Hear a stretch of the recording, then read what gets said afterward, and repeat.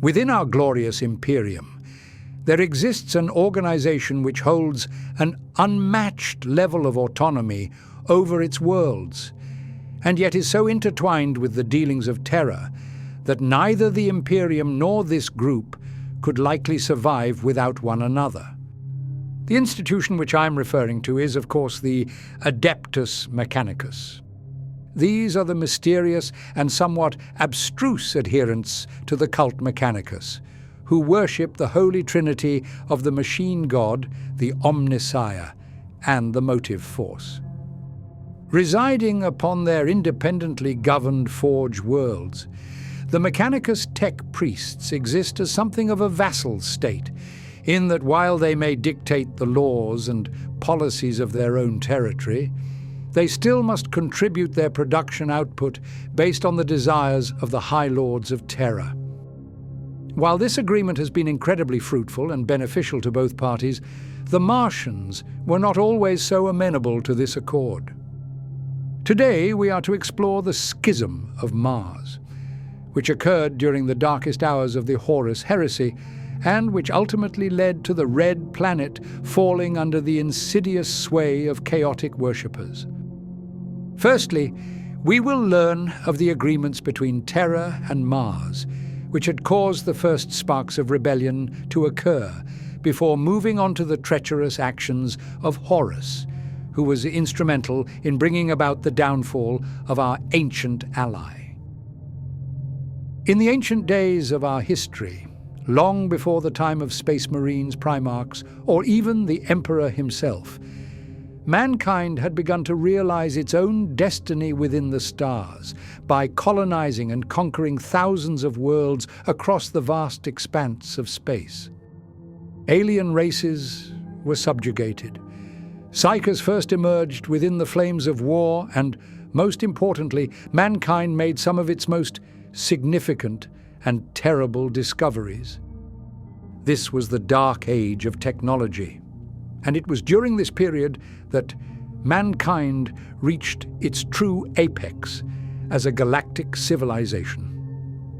Lasting from the 18th to the 23rd millennium, our ancestors wrangled control of the tumultuous warp simply for space travel. We created true, abominable intelligences who were given mighty frames of metal before being sent out into the stars to act as our armies. The scientific discoveries made during this time were so advanced that even in the 41st millennium, the most learned of tech priests and scholars are still dumbfounded by any of the forbidden data scraps which can be recovered.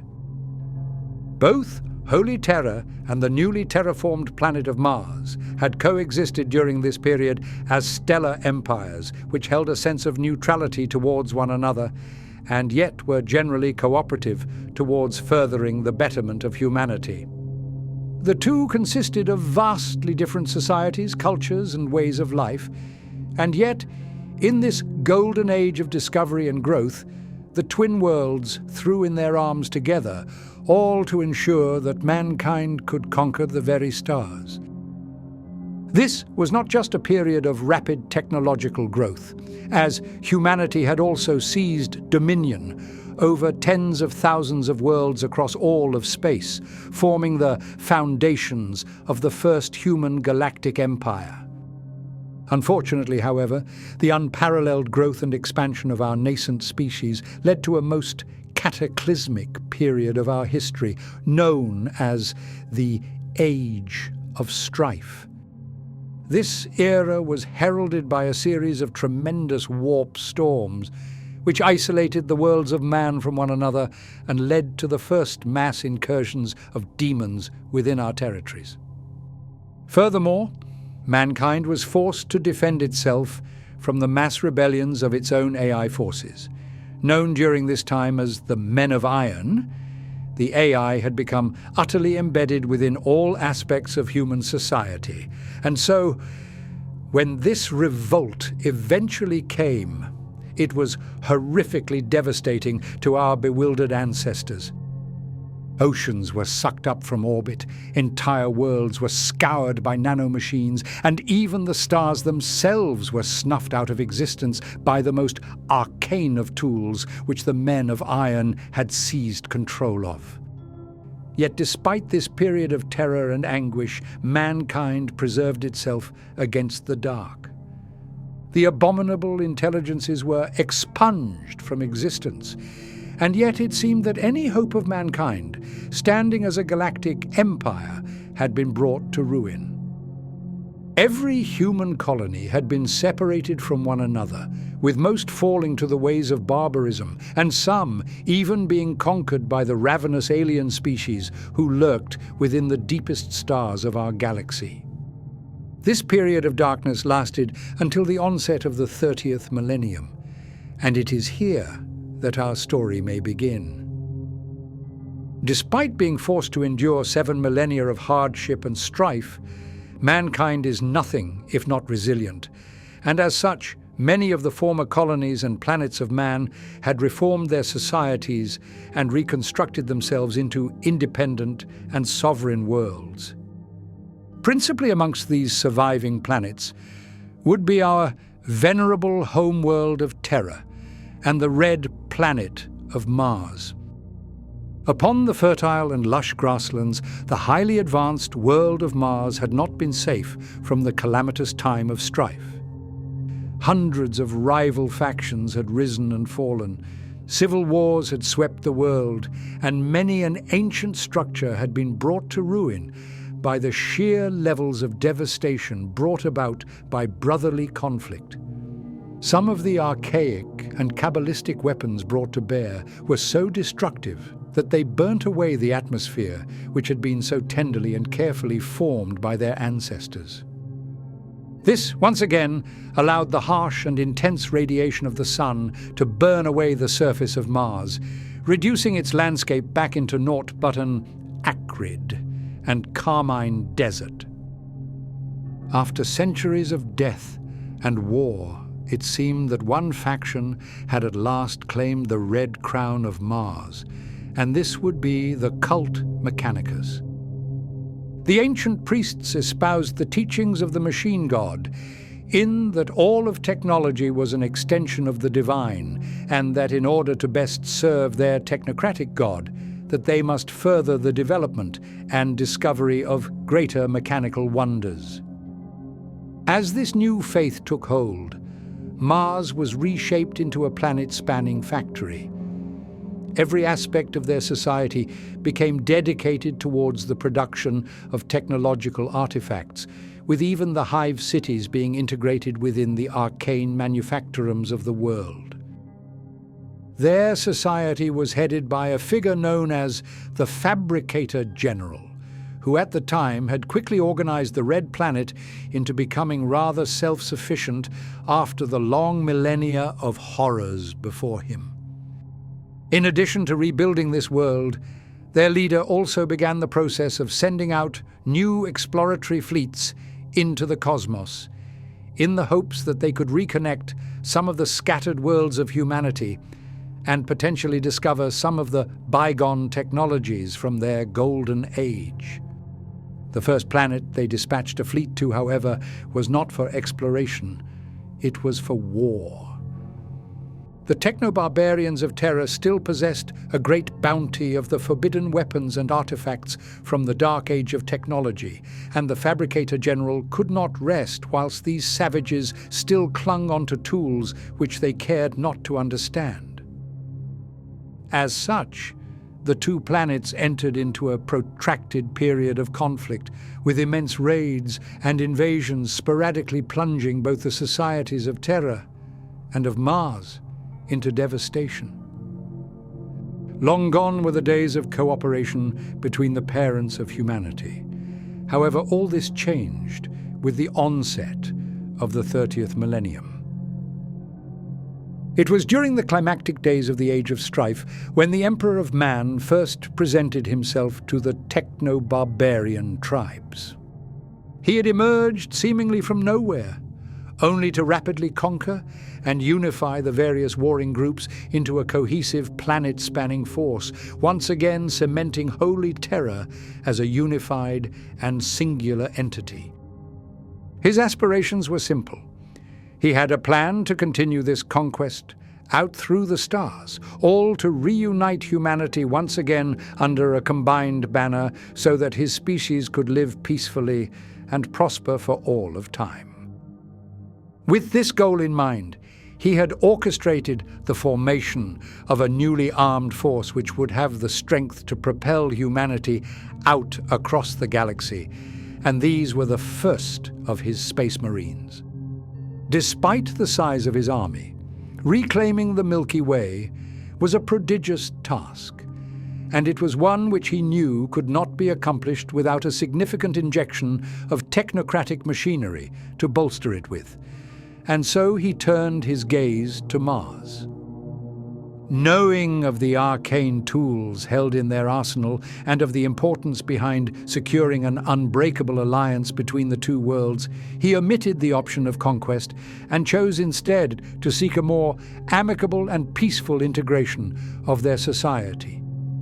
In the waning days of the 30th millennium, he landed upon the peak of Olympus Mons as something of a shining star to all of the Red Planet. This location was indeed a ploy by the Emperor, as when the first Tech priests were dispatched to learn of his arrival, they quickly fell to their knees in reverence of this figure, who they could only assume to be the Omnissiah himself. I should quickly note that within the cult of Mars, they worship a holy trinity, consisting of the machine god, the Omnissiah, and the motive force. Whilst the machine god may represent the omniscient, all-encompassing power of divinity found throughout the technological artifacts of the galaxy, the Omnissiah can be seen as the physical avatar of their god. It was prophesied that the machine god ordained for an avatar to present himself to the Martians, as he would better enable them to scour the known universe for new discoveries of technocratic treasures.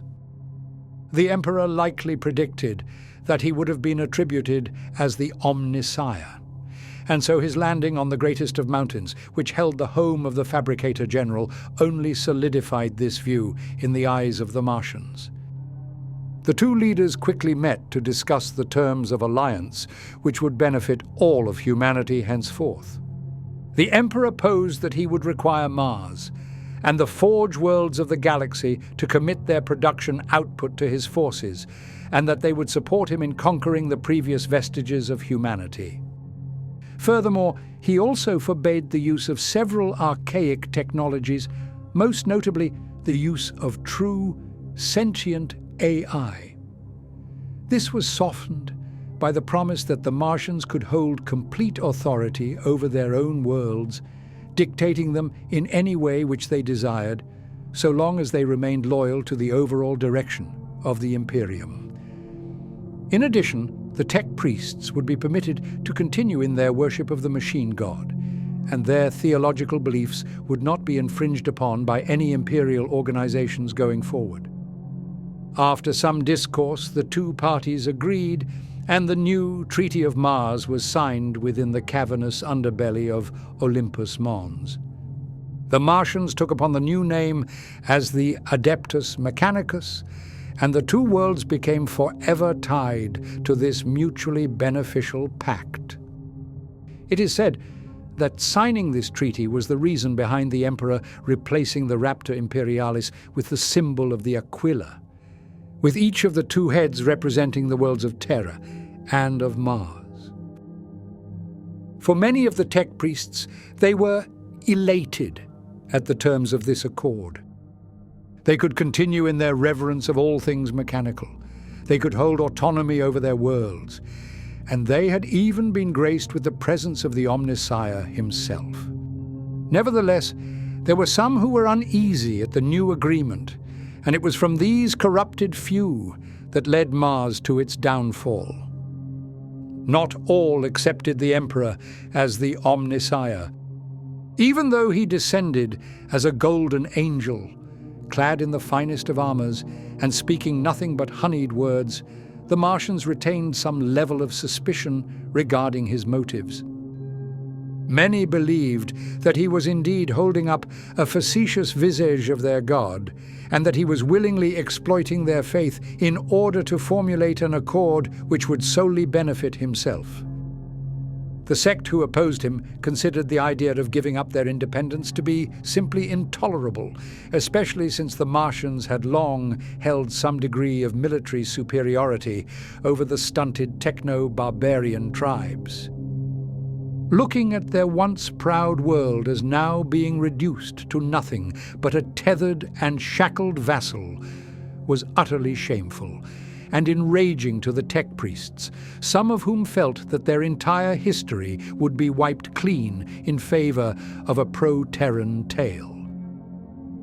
Furthermore, their religion was always founded upon one ideal above all others, and that was that in order to best worship their deity, that they must discover new and more advanced technologies as they were a direct gift bequeathed upon humanity. As such, the idea that they must halt in their research and utilization of artificial intelligences was tantamount to sacrilege, and yet they were forced to comply by the decree of the Pact of Mars. Amongst those who were weary of the Emperor's true intentions was a magos known as Kelber-Hal. He had been present at the signing of the fabled treaty, and to him he felt that the declaration was simply a way of avoiding what would have otherwise been an inevitable war. As he heard the Emperor speak, he saw past his shining appearance and only recognized him as a warlord who would simply take control of Mars by force if they did not comply with his insulting treaty. Despite his strong reservations, he was forced to bitterly watch as his world was signed away, but his trepidations did not end here. Over the next 2 centuries, much changed across the landscape of Mars. The great shipyards of the Iron Ring were abuzz, constantly churning out new barges and frigates to be sent out with the vanguard of the Great Crusade. Manufactorums groaned and belched out great clouds of smoke as they desperately attempted to meet the immense production quotas of the Emperor's armies. Perhaps the most significant change, however, was the ascension of Kelber-Hal to the position of Fabricator General. He had overseen much of the intensive industrial development across the Red Planet, and was surely instrumental in aiding the Emperor as he embarked out on the Great Crusade, but despite this he was still uneasy at their alliance. The constant threat of execution if any were caught with outlawed technology loomed heavy over their heads, and it was an open secret that many of these forbidden artifacts still remained hidden upon Mars. The Emperor had ordered Kelber-Hal to collect anything which he had prohibited, and to seal it away in a fortified structure known as the Vault of Moravec. Having this Pandora's box of technocratic secrets hidden just below their noses was utterly tantalizing to the wayward tech priests, and yet they were forced to simply let it lie, although nothing stays hidden forever. Mars itself had become rather unstable over the long years of aiding the Imperium. Various factions were appearing, with high-ranking tech priests claiming that the Martians were going against the true will of the machine god, and that they had lost their purpose by focusing on another man's war rather than seeking out new discoveries. It was not uncommon for rival manufactorums, led by tech priests of differing ideologies, to sabotage or disrupt the other's operations.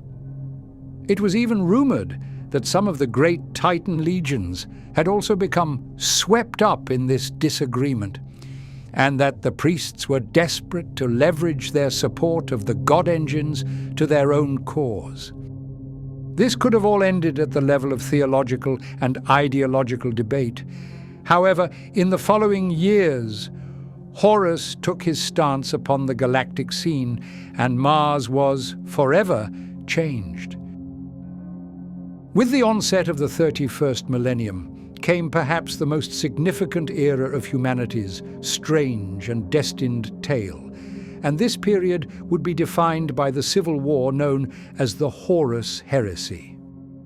As the corrupted warmaster began to plot his rebellion, he foresaw that a siege of terror would be a most challenging and potentially fatal plan, but that it would be made ever more doable if he had the support of Mars.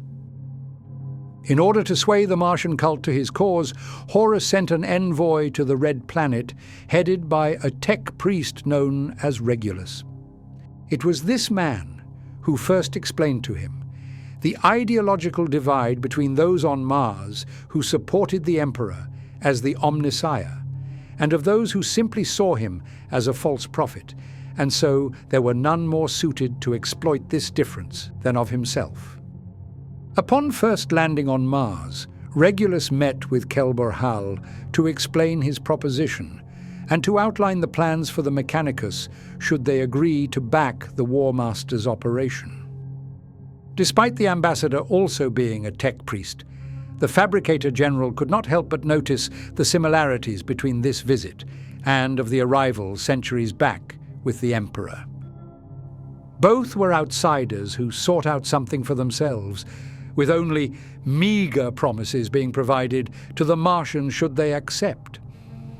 Regulus, like the Emperor, requested the sole use of the Forge Worlds at his disposal, but that they would only supply the armies of Horus rather than those of the Imperium. In return, he promised that the Fabricator General would be permitted to eliminate any rival factions upon Mars, and that he could solidify his control of the Red Planet by any means necessary. Whilst a tempting offer, this was not particularly interesting to the technocrat. The Forge Worlds of the galaxy were already prioritizing the needs of the War Master by supplying his forces throughout the Great Crusade, and so this agreement seemed to be one which would simply shift the crown of dominance from one Terran autocrat to another. He had no guarantee that Horus would provide anything beneficial to the Mechanicus, and that this entire ploy seemed to be a foolish endeavor, meant only to embolden and strengthen a new overlord. Sensing his uneasiness at the possibility that Horus would simply hold a parallel to the Emperor's rule over Mars, Regulus attempted to sweeten the deal by promising to pass over several STC databases from the recently conquered Auretian technocracy, who had been pummeled into submission by the Lunar Wolves Legion. This was a rather tempting offer. To the Mechanicus, there is nothing more sacred or enticing as a standard template construct. These ancient artifacts from the dark age of technology include the complete instructions on how to produce a specific piece of equipment from the natural resources of a world, including methods of mining, refining, forging, and maintenance. Even though this was a pleasant surprise to the Fabricator General, it was still not enough to sway his support to the traitor forces. Folding to his demands for more, Regulus informed him that Horus had promised to lift any prohibited fields of study from the Martians, promising them that they could research and delve into the forbidden fields of AI and genomic interference.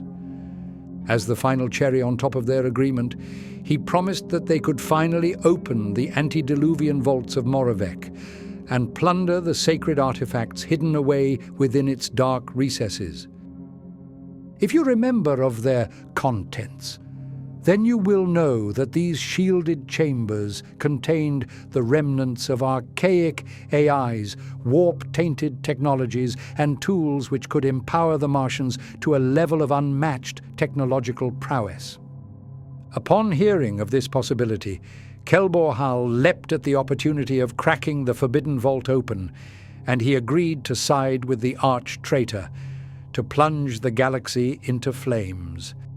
This can be seen as the breaking point of the delicate Treaty of Mars, and it was here that we can truly say that the Dark Mechanicus was born. As Regulus departed to inform Horus of the successful parley, the Fabricator General rushed to the secret entrance of the vaults, desperate to delve into their illicit treasures.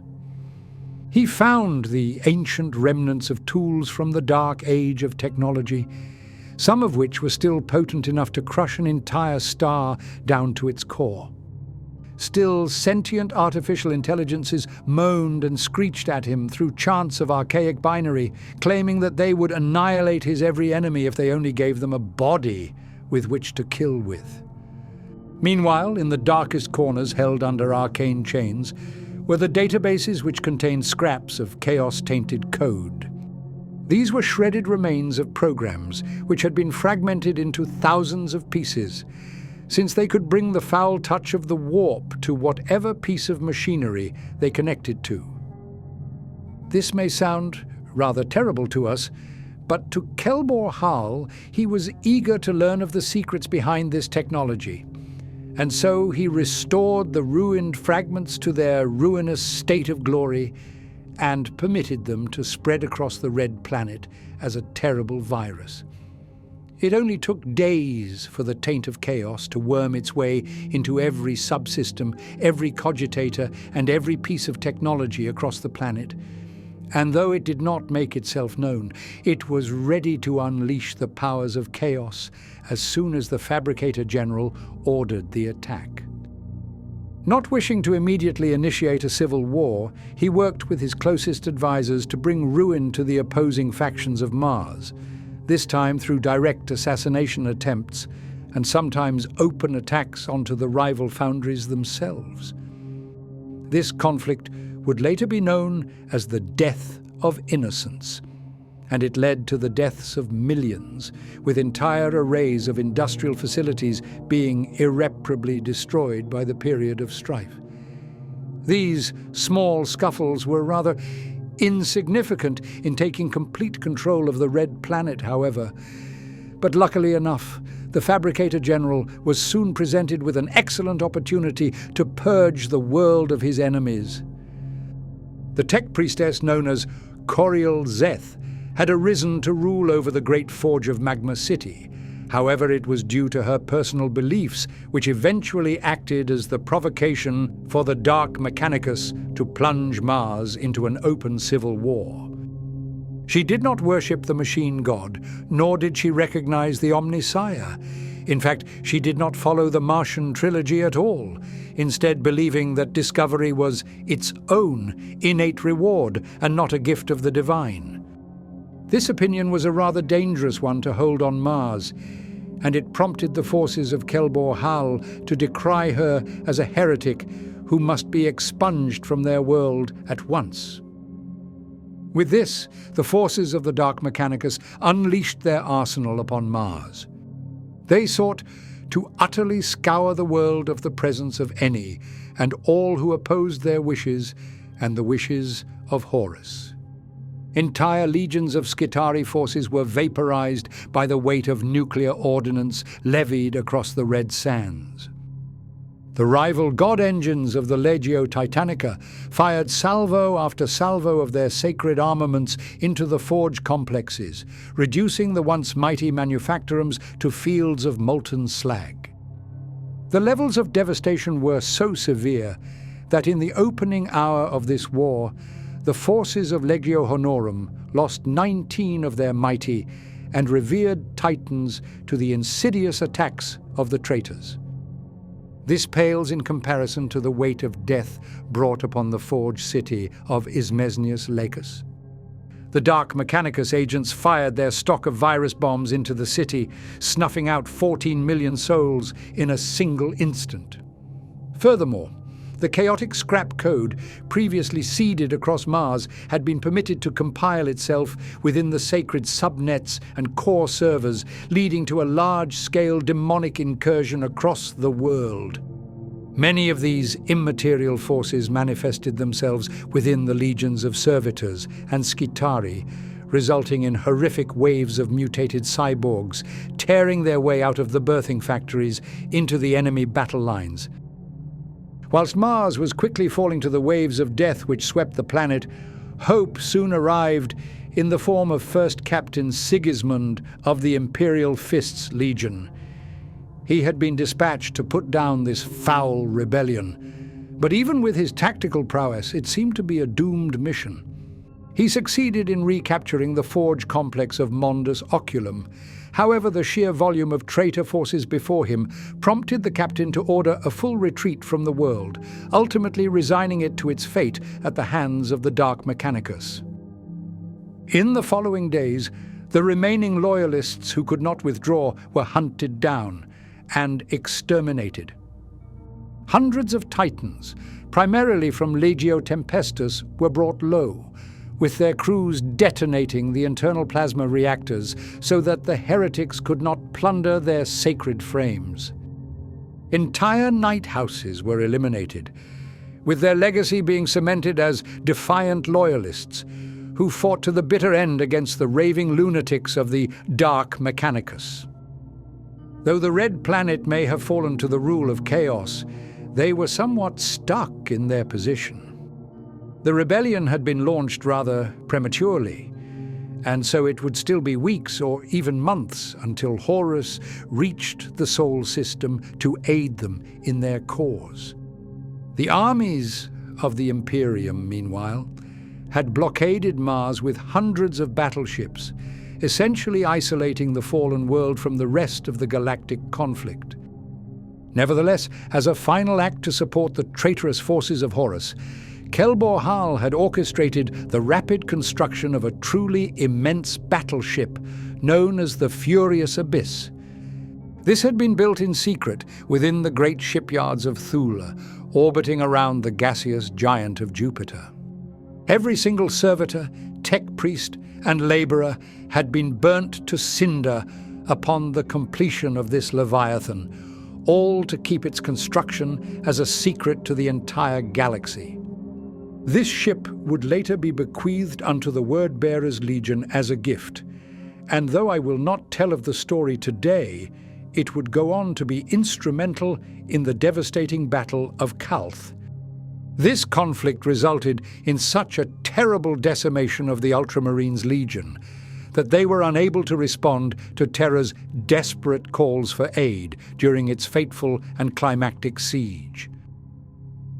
It was not only Mars which had fallen to the sway of the traitorous forces.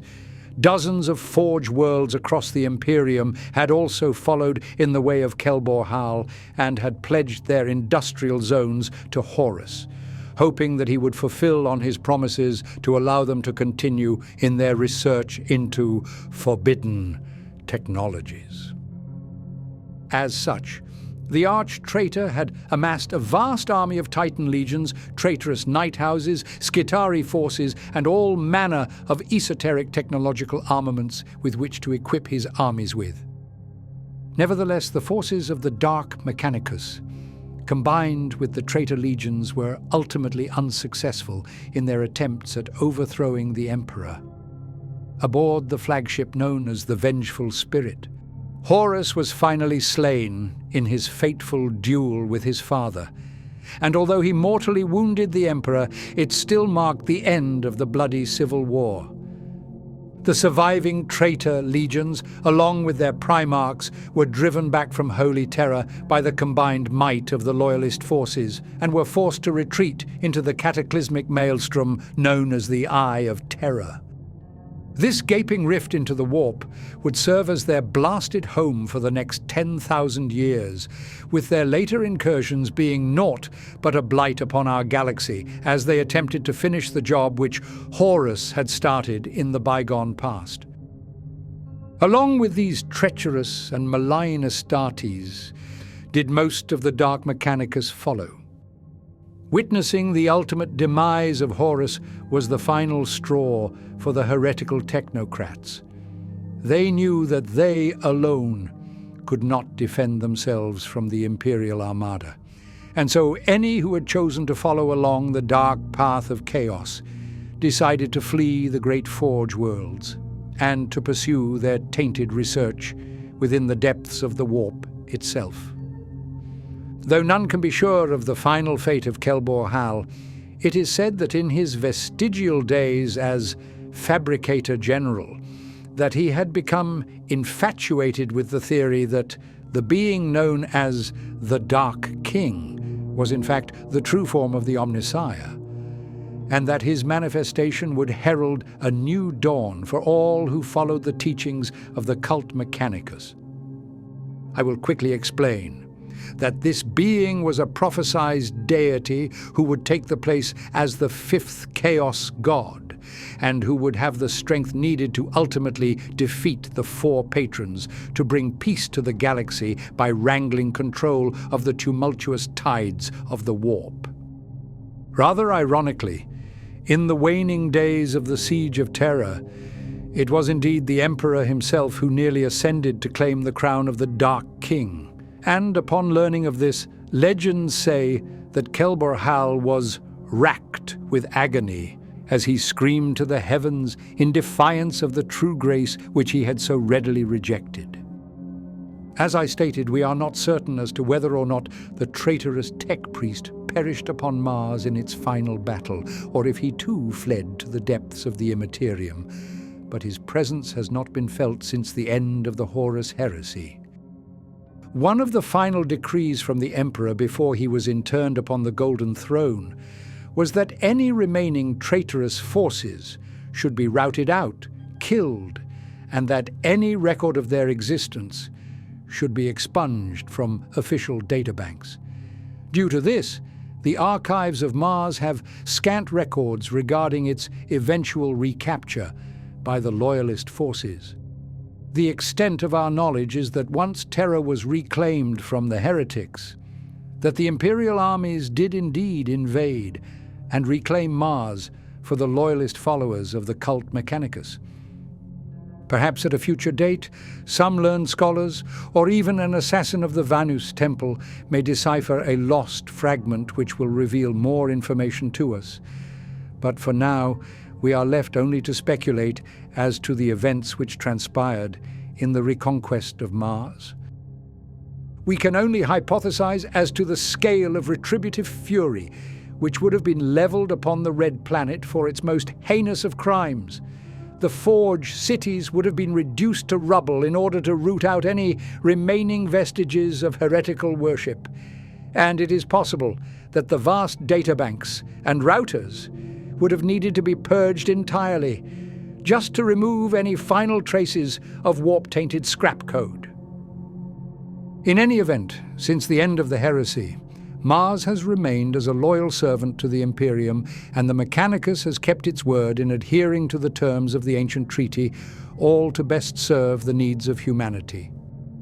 The Dark Mechanicus still remains, but thankfully, they have been largely confined to the hellscape of the warp, where they are forced to fight for their very survival against the untold hordes of demons, who would readily pluck their fickle souls out of their hollow cybernetic frames.